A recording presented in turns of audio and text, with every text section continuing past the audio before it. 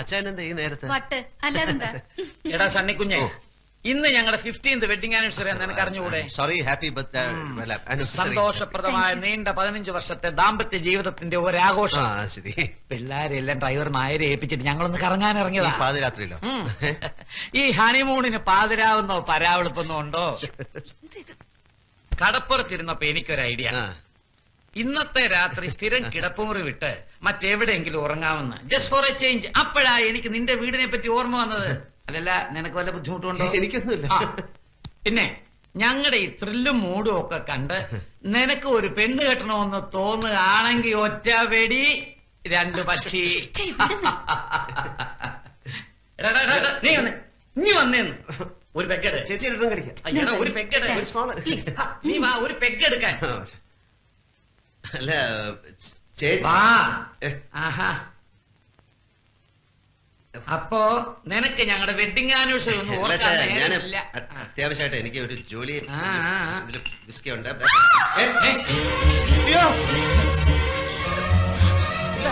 അവിടെ ഒരു പെണ്ണ്. പെണ്ണ എവിടെ? ഒരിക്കലും രാത്രിയിൽ എങ്ങനെ പെണ്ണ് വരാനാ?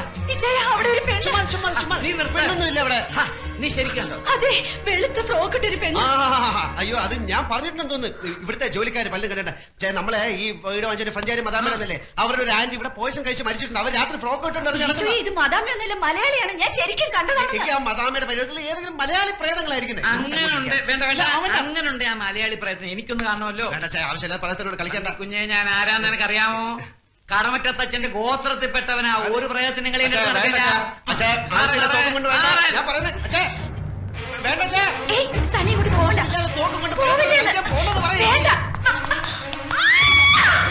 ഷൂട്ട് ചെയ്യരുത്, അത് പ്രേതമല്ല, എന്റെ ഫ്രണ്ടാ.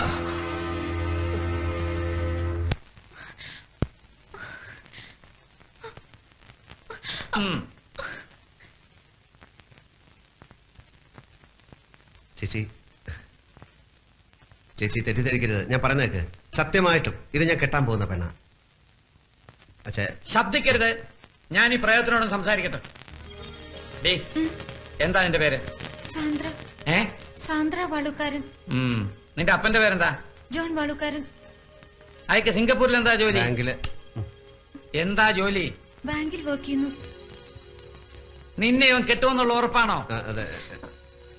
ഉറപ്പാണോ? അതെ. നടക്ക. നിന്റെ അപ്പന്റെ ശരിയായിട്ടുള്ള അഡ്രസ്, ഫോൺ നമ്പർ എല്ലാം ഇതിൽ ഫീഡ് ചെയ്. നടക്ക. എടാ, ഇത് സത്യമാണോടാ? അതോ ഞങ്ങളെ ബോധിപ്പിക്കാൻ വേണ്ടി നീ ചുമ്മാ കള്ളം പറഞ്ഞാണോ? സത്യം. എന്റെ മരിച്ചുപോയ ചാച്ചനാണ് സത്യം. എടാ, ഞാൻ അമ്മച്ചിയെ വിളിച്ച് പറയാം. പറ, എന്നെ വിശ്വാസമല്ലേ, ഞാൻ തന്നെ വിളിച്ചുതരാം.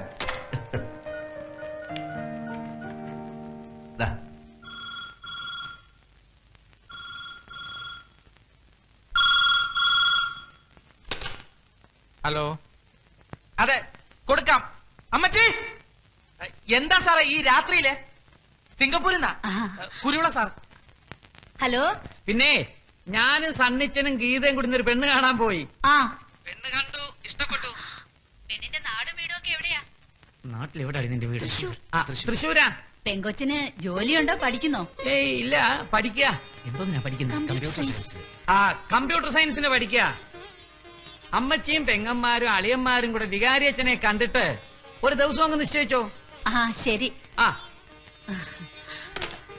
എടാ പൈലി, സണ്ണിച്ചനും കുരുവിളയും കൂടെ അവിടെ ഒരു പെണ്ണിനെ കണ്ട് എല്ലാം ഉറപ്പിച്ചെന്ന്. അവനത് പറയാൻ നാണായതുകൊണ്ടാന്ന് തോന്നുന്നു കുരുവിളെ കൊണ്ട് വിളിപ്പിച്ചത്. പിന്നെ കുട്ടികളെയൊക്കെ ഒന്ന് വിളിച്ചു പറഞ്ഞാലോ? ഈ പാതിരാത്രിക്കോ അമ്മച്ചി? നേരെ ഒന്ന് വെളുത്തോട്ടെ.